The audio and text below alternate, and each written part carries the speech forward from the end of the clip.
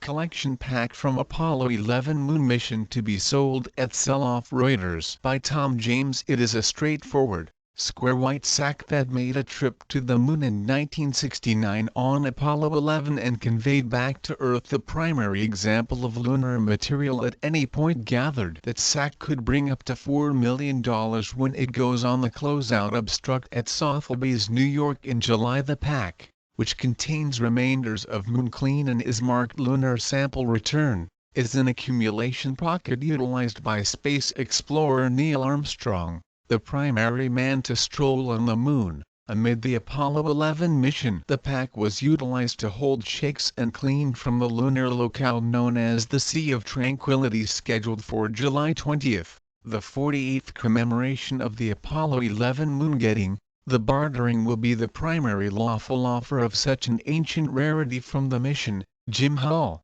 head of shows and relics at the National Aeronautics and Space Administration (NASA), said in a phone meet on Friday. While there are lawful confinements on offers of material from moon missions, including lunar shakes and clean, it is trusted a few things have been sold on the dark market. The pack ended up at Sotheby's after an indirect adventure that incorporated an endeavor by NASA to get it once more from its present proprietor. Apollo 11 launched on July 16, 1969, with 3 space travelers on board. After 4 days, Armstrong and space traveler Edwin Buzz Aldrin flew the shuttle Eagle down to the moon's surface. As a feature of the mission, the space travelers assembled lunar samples after almost 22 hours on the moon. Armstrong and Aldrin come back to the lunar module, lifted off and rejoined Michael Collins in the Columbia shuttle for the excursion back to Earth. They arrived on July 24 and got a saint's welcome, but the gathering pocket got stirred up with other specimen sacks that were never used to hold lunar materials.